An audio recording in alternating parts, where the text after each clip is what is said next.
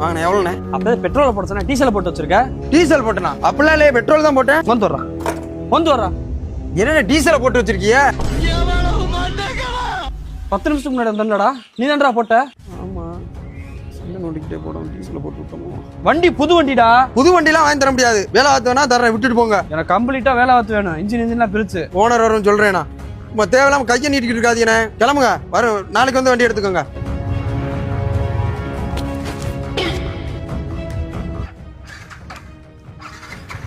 என்ன மாப்பிள்ள, வண்டியில பெட்ரோல் இல்லையா? ஆமா மாப்பிள்ள, போன வாரம் போட்டது. அவன்கிட்ட போய் கேட்டா கேவலமா நினைப்பானே. ஒரு 100 ரூபாய்க்கு வந்துட்டு போடுவோம் மாப்பிள்ள, வேற வழி இல்லை. இல்லைன்னா 30 கிலோமீட்டர் உருட்டிகிட்டே தான் போகணும். ஏய் கேளுங்க, தேவையில்லாம அடிக்கிற எல்லாம் வச்சுக்கிறாதீங்க.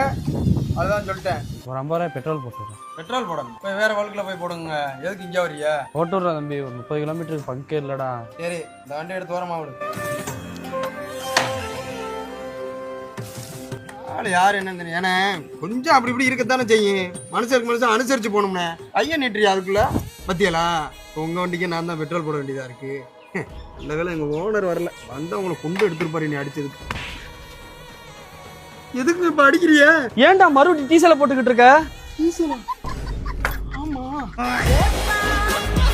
அவனை கூட்டு செருப்பால் அடியும். செருப்பு நல்ல செருப்பு இருந்தா சரி.